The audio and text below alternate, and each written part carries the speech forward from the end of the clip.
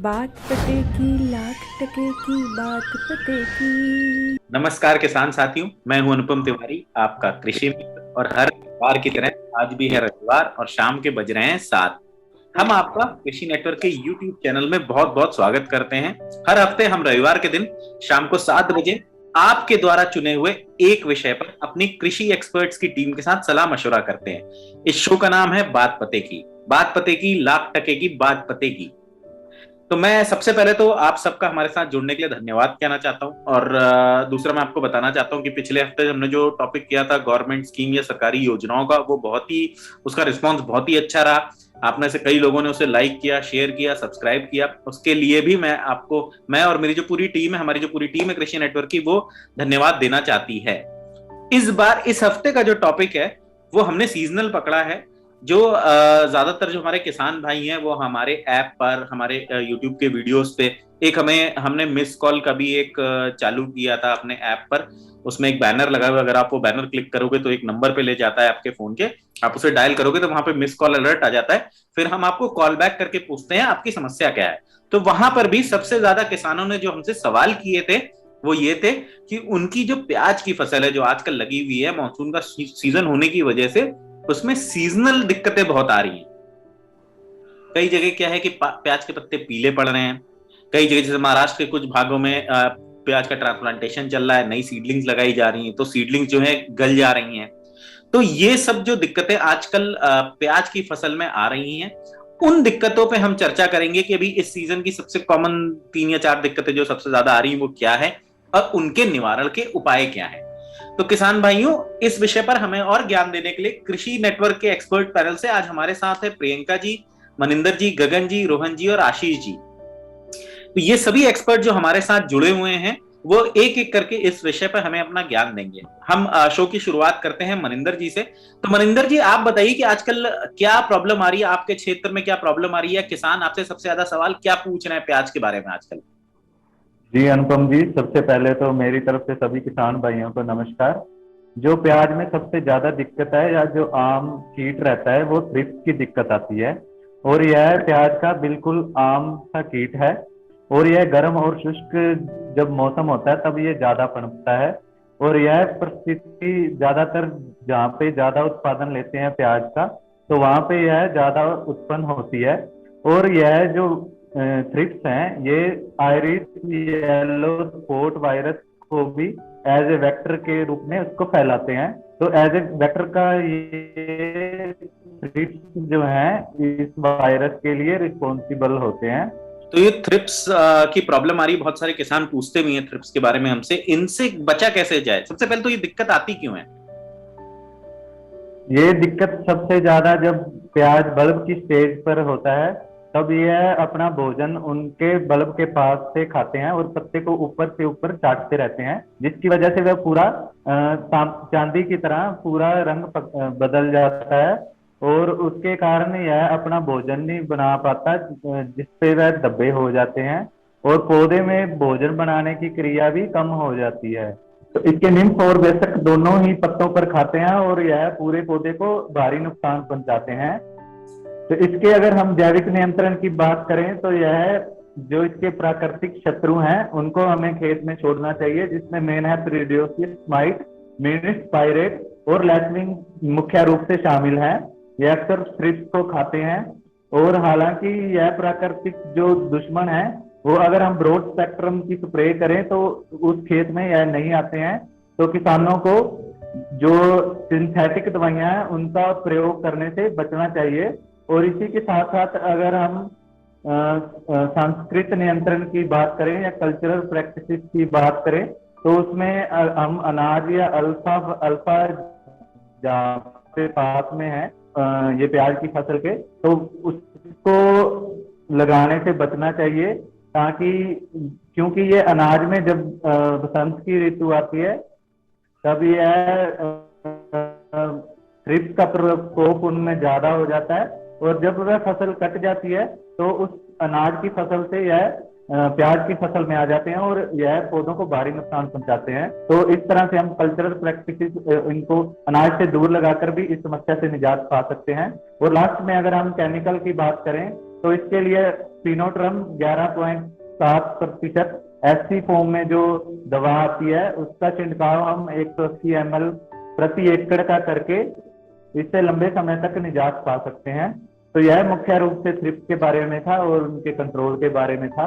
जी मनिंदर जी, बहुत अच्छी जानकारी दी आपने। अब प्रियंका जी, मैं आपसे जानना चाहूंगा, आपके क्षेत्र के किसानों को प्याज की जो फसल है उसमें किस समस्या का सामना करना पड़ रहा है, या जो आप जो लैंग्वेज देखते हो हमारे ऐप में, उसमें सबसे ज्यादा सवाल क्या पूछे जा रहे हैं? जी अनुपम जी, ज्यादातर अभी जो किसान प्याज लगा रहे महाराष्ट्र में, वो खरीफ सीजन की प्याज ज्यादा लेते हैं। बारिश ज्यादा रहने की वजह से मिट्टी में अधिक नमी हो जाती है, और इस नमी की वजह से जो प्याज की जो मूली रहती है वो जमीन से माइक्रोन्यूट्रिएंट्स यानी जो सूक्ष्म पोषक तत्व रहते हैं उनका शोषण करने में असफल होते हैं।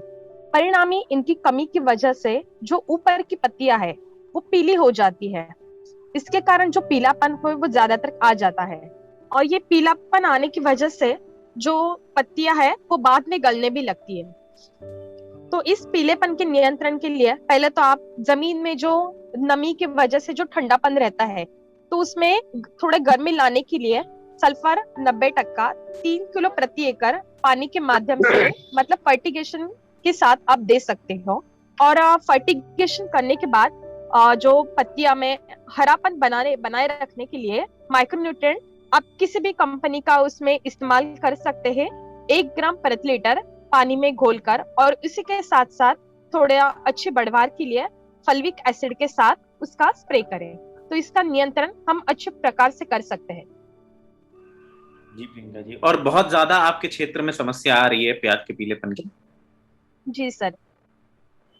जी प्रियंका जी, अब गगन जी आप बताइए, आपके क्षेत्र में क्या समस्या आ रही है? मैं देख रहा था सबसे ज्यादा सवाल जो है वो प्याज की मक्खी के आ रहे हैं आपके पास आजकल। तो एक तो क्यों होती है वो, और क्या नुकसान पहुंचाती है, और नियंत्रण के उपाय क्या हैं उसके? जी अनुपम जी, मैं प्याज की मक्खी के बारे में बात करना चाहूंगा, जिसे अनियन फ्लाई के नाम से भी जाना जाता है। ये एक बहुत ही भयंकर कीट है जो बहुत नुकसान पहुंचाता है। ज्यादातर आप प्याज भी देखते हैं उसमें छेद से होते हैं, ये उसी की वजह से होता है। अगर हम बात करें इसकी पहचान के बारे में, तो ये जो मक्खी होती है वो लंबे लंबे अंडे देती है सफेद से रंग के। प्याज की निचली सतह पर देती है वो पत्तियों की। जो इसकी इल्ली होती है उसे मैगट कहा जाता है, और उसकी टांगे नहीं होती हैं। जो मेन नुकसान पहुंचाती है फसल को वो यही मैगट ही होती है, जो अपनी प्याज को मेन नुकसान पहुंचाती है। और जो इसके वयस्क होते हैं वो स्लेटी रंग के होते हैं। अब हम बात करते हैं कि इसके नुकसान क्या क्या करती है ये मक्खी। जो जो प्याज के पत्ते होते हैं वो सड़ जाते हैं इसके खाने की वजह से, या कट जाते हैं और नीचे की ओर लुढ़क जाते हैं। और दूसरा क्या करती है कि प्याज में छेद करने के कारण, अंदर खाने के कारण प्याज के कंदों की वृद्धि रुक जाती है और सड़ जाते हैं वो। और क्या होता है कि वो बिकने लायक नहीं रहते, अपनी मार्केटिंग वैल्यू कम हो जाती है अपने प्याजों की। अब हम बात करते हैं कि इसका प्रबंध कैसे कर सकते हैं, नियंत्रण कैसे कर सकते हैं। तो आप एक तो हमें फसल चक्रण का पालन करना चाहिए। हर साल एक ही फसल को नहीं उगाना चाहिए, और उससे क्या होता है कि उसकी जो विश्राम अवस्था है वो अपने खेत में रह जाती है, और जब अगली फसल लगाएंगे तो उसमें उसका अटैक रह जाता है। और दूसरा क्या है कि जब आप फसल को काटते हैं, जो उसका मलबा रह जाता है उसे नष्ट कर देना चाहिए। और खास करके जो अब जैसे अब आप बात कर रहे हैं बारिश के मौसम में, तो उस समय में अपने को गहरे रोपण से बचना चाहिए, ज्यादा गहरा रोपण नहीं करना चाहिए, और खेत को खरपतवारों से खाली रखना चाहिए। और अब हम बात करें कि जैविक नियंत्रण कैसे कर सकते हैं। एक तो हम नीम की खली डाल सकते हैं इसके लिए, जब बुआई करते हैं उससे पहले। दूसरा आप फंगस डाल सकते हैं, मेटाराइजियम। वो क्या करता है कि इसकी जो इल्ली होती है, मैगट होती है, उसको खाती रहती है। और तीसरा आप एंटमोपैथोजेनिक नेमाटोड को यूज कर सकते हैं, वो भी कुछ हद तक इसे कंट्रोल कर लेता है। अगर हम बात करें इसके रासायनिक नियंत्रण के बारे में, तो आप क्लोरोपाइरीफोस 1 लीटर प्रति एकड़ के हिसाब से 20 किलोग्राम मिट्टी में डालकर छिड़काव करें, और उसके बाद हल्की सिंचाई कर दें खेत की। और अगर फसल कटने के करीब है कि कटाई के करीब है, तो अपने को कोई अच्छा सा केमिकल लेना चाहिए जिसका रेजिडुअल इम्पैक्ट कम हो। जैसे क्लोरेंट्रानिलीप्रोल ले सकते हैं, उसकी 60 ml मात्रा लगती है। या फिर आप स्पिनोसाइड ले सकते हैं। स्पिनोसाइड इंसेक्टिसाइड जो जैविक है एक इंसेक्टिसाइड, उसकी 64 ml मात्रा प्रति एकड़ के हिसाब से छिड़काव कर सकते हैं। जी धन्यवाद अनुपम जी। ठीक है गंजी, बहुत अच्छी जानकारी दी आपने। अब मैं रोहन जी आपके पास आना चाहूंगा। महाराष्ट्र का जो क्षेत्र है हमारा, वहां पे प्याज बहुत उगाया जाता है, और इस टाइम पे भी एक तो प्याज की फसल है ही, दूसरी क्या है, नई फसल का रोपण चल रहा है, सीडलिंग्स आ रहे हैं, तो सीडलिंग के गलने की भी समस्या बहुत आ रही है। तो क्या किस तरह के एक तो सवाल आ रहे हैं, आप सबसे पहले ये बताओ किसान भाई क्या पूछ रहे हैं वहां के आपसे हमें, और फिर उसके निवारण के उपाय क्या रहेंगे। जी धन्यवाद। महाराष्ट्र से सबसे ज्यादा जो सवाल आ रहे हैं वो सीडलिंग गलने के आ रहे हैं, जिसे इंग्लिश में डैम्पिंग ऑफ नाम से जाना जाता है। यह जो बीमारी है ये फ्यूजेरियम ऑक्सीस्पेरम इस फंगी से होती है। यह बीमारी हर प्याज उत्पादक क्षेत्र में देखने पड़ती है, जहाँ ज्यादातर बारिश और जहाँ आर्द्रता यानी कि ह्यूमिडिटी ज्यादा रहती है, उस क्षेत्र में यह बीमारी का प्रकोप ज्यादा होता है। तो इसके जो शुरुआती अवस्था में है, जो नर्सरी स्टेज बोलते हैं, उसमें जब हम सीड सोइंग करते हैं, उस टाइम वो ऊपर आने से मिट्टी से ऊपर आने के पहले ही जमीन में प्रादुर्भाव होने के कारण वो मर जाते हैं। दूसरा जो स्टेज है इसका, आपका जमीन के ऊपर आने के बाद या ट्रांसप्लांट होने के बाद इस बीमारी की जो फंगस है वो या पैथोजन है वो जो सीडलिंग का तना रहता है उसके मिट्टी के नजदीक के सतह पे वो देखा जाता है। तो उससे क्या होता है कि पहले वो भूरे रंग का पड़ जाता है उस जगह पे, और वो गिर जाता है और मर जाता है। यह बीमारी प्याज में ज्यादातर देखी जाती है। तो इससे कैसे बचा कैसे जाए इस बीमारी से। इसको बचने के दो तरीके, या तो आप प्रिवेंटिव मेजर में देखा जाए तो उसको जो सीड ट्रीटमेंट रहता है वो जो है वो करना चाहिए। और जो हम बीज चुनने वाले हैं वो रोग मुक्त होने चाहिए, जो वो किसी बीमारी से ग्रसित नहीं होने चाहिए जो बीज है। और बीज प्रक्रिया में जो अभी नए टेक्नोलॉजी की बात की जाए तो बीएसएफ का झेलोरा, ये जो दवाई है जिसमें कि थाइफिनोइट मिथाइल और पायरेक्लोस्ट्रोबोलिन, ये दोनों दवा उसमें दी जाती है। ये कि प्रिवेंटिव और क्यूरेटिव दोनों में सीड पे जो रहते हैं पैथोजन और जो मिट्टी में रहते हैं पैथोजन, ये दोनों पे जो अच्छी तरह से काम करती है और लॉन्ग ड्यूरेशन काम करती है। इसके अलावा जो है, जो आफ्टर सोइंग, जो सीड बोने के बाद आप पानी में से या फर्टिगेशन थ्रू आप फंगिसाइड एप्लीकेशन कर सकते हैं।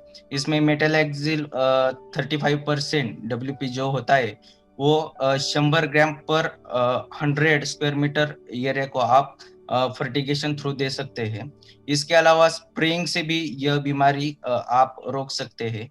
इसमें जो एजेस्ट्रोस्ट्रोबुलिन और टेबुकोनाजोल, ये जो कॉम्बिनेशन आता है जिसका ट्रेड में नेम बताया जाए तो एमिस्टर टॉप जो पॉपुलर दवा है, ये 1 मिली प्रति लीटर पानी और जो इसमें कॉम्बिनेशन में मैंकोजेब 75% WP जो है वो 2 ग्राम पर लीटर वाटर आप लेकर उसका स्प्रे इस पे कर सकते हैं। तो ये बीमारी पे आप कंट्रोल पा सकते हैं।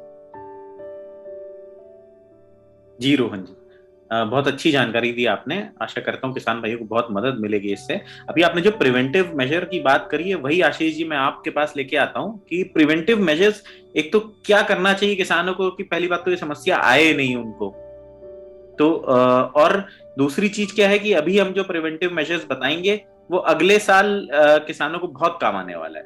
तो बहुत ही इंपॉर्टेंट चीज है ये। तो मैं आपसे जानना चाहूंगा आशीष जी, क्या करना चाहिए किसान भाइयों। जी अनुपम जी धन्यवाद। और सबसे पहले अपने किसान भाइयों को नमस्कार मेरा।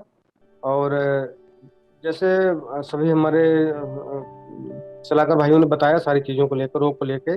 तो जो हमारी शस्त्र क्रियाएं होती हैं, कोई भी क्रॉप हो, हम जैसे आज प्याज की बात कर रहे हैं, शस्त्र क्रियाएं भी बहुत मायने रखती हैं। शस्त्र क्रियाएं हम समय पे कर रहे हैं, असमय कर रहे हैं।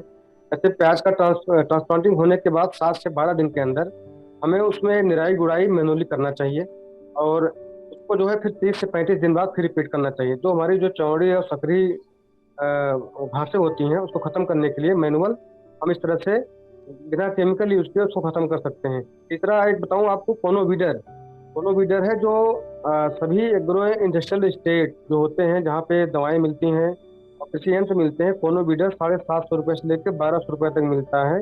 इसमें 3 खांचे बने होते हैं, और उससे आप पूरा निराई गुड़ाई और उस घास को एक साथ वो निकाल लेता है। जैसे कोनो वीडर, कुछ किसानों ने हमसे पूछा भी था, तो मैंने उनको सलाह दिया था कि घास को निकालने के लिए, कल्चरल मेथड अपनाने के लिए आप कोनो वीडर का जरूर प्रयोग करें। उससे क्या, आपकी लेबर कास्ट कम आएगी, और निराई और गुड़ाई और घास का निकलवाई तीनों एक साथ होता है उससे। तीसरा है सिंचाई। उसके बाद सिंचाई प्रबंधन की बात करें तो 1 इंच पानी से ज़्यादा हमको नहीं रखना है खेतों में, क्योंकि पानी अगर ज़्यादा रखते हैं तो प्याज का जो बल्ब होता है, जो प्याज होते हैं उसको बल्ब बोलते हैं, उसमें सड़न पैदा होती है। सड़न पैदा होती है तो सड़न कुछ भी हो सकती है, वायरल बैक्टीरिया हो सकती है, फंगस हो सकता है। तब इस तरह की चीज़ें होंगी तो प्लांट टू प्लांट वो हमारा बढ़ेगा। तो पानी की मात्रा भी हम बहुत सीमित दें, हल्की सिंचाई करें, इससे हम बहुत से रोगों से बचाव पा सकते हैं अपने आप खुद ही। तीसरा है फर्टिलाइजर मैनेजमेंट जो है। फर्टिलाइजर में एक ब्रह्म सूत्र है 4-2-1। एनपीके हम डालते हैं, नाइट्रोजन, फास्फोरस, पोटास। तो 4-2-1 जो एक बैलेंस फर्टिलाइजर रेशियो होता है, 4-2-1 के अनुपात में ही डालें, उससे अधिक ना डालें। इससे ज़्यादा बेहतर होगा कि आप फसल बुआई के पहले सॉइल टेस्ट करके अपना एनपीके की मात्रा को जानकर उसके हिसाब से ही आप एनपीके का प्रयोग करें। और 1/3 नाइट्रोजन का स्प्रे जरूर करें 20 से 25 दिन की स्टेज पे। इससे उसकी पत्तियां जो है हरी भरी और स्वस्थ वर्धक हों। और ये रहा तो स्वस्थ हमारा तुलना का मतलब ये था कि जो स्वस्थ क्रियाएं हैं उसको हम समय से जरूर करें, इससे हम 50% रोगों से छुटकारा खुद पा सकते हैं। तो किसान भाइयों से मेरा विनम्र निवेदन है, निराई गुड़ाई में आप मैनुअली लेबल लगा के, या कोनो वीडर जो आपको बता रहा हूँ बार बार, कोनो वीडर का आप जरूर प्रयोग करें, बहुत ही इफेक्टिव है वो। और 700 रुपये 750 रुपये से मिलता है वो। एक बार आप ले लेंगे, 1 टाइम इन्वेस्टमेंट है, आपको सारी क्रॉप में काम आएगा। तो केमिकल का प्रयोग कम करें, इस तरह से सब क्रियाओं को विशेष ध्यान रखें और समय से करें। धन्यवाद सर। जी आशीष जी, धन्यवाद। बहुत ही अच्छे सुझाव दिए आपने किसान भाइयों को। ये जो प्रिवेंटिव मेजर्स हैं किसान भाइयों, जैसा आशीष जी ने बताया, रोहन जी ने भी बताए थे थोड़े, अगर आप ये लोगे तो अगले साल इस समस्या का आपको सामना नहीं करना पड़ेगा, आपकी बहुत मदद करेंगे। तो बहुत ही बेहतरीन सुझाव दिए आज हमारे कृषि एक्सपर्ट्स ने। मैं आप सबका हमारे साथ जुड़ने के लिए धन्यवाद देना चाहता हूँ, और अपने किसान भाई से आग्रह करता हूँ कि आज का ये वीडियो ज्यादा से ज्यादा शेयर करें और लाइक करें, ताकि हमारे जो अन्य किसान भाई हैं उनको भी पता चले कि आजकल की जो ये प्याज की फसलों में उनकी जो समस्याएं हैं, जो मुख्य दिक्कतें आ रही हैं, जिनका उनको सामना करना पड़ रहा है, वो क्यों आ रही हैं, किस वजह से हो रही हैं, और उस समस्या से निवारण का जो उपाय है उन्हें मिल जाए। तो किसान भाइयों, अगले हफ्ते हमारी मुलाकात होगी एक नए टॉपिक के साथ। तो आप हमें सबको ये बताइए कि मिट्टी की जांच क्या होती है? जी अनुपम जी, मृदा परीक्षण यानी खेत में निर्मित रसायनों या कार्बनिक पदार्थों का लिखित स्वरूपों से विश्लेषण होता है।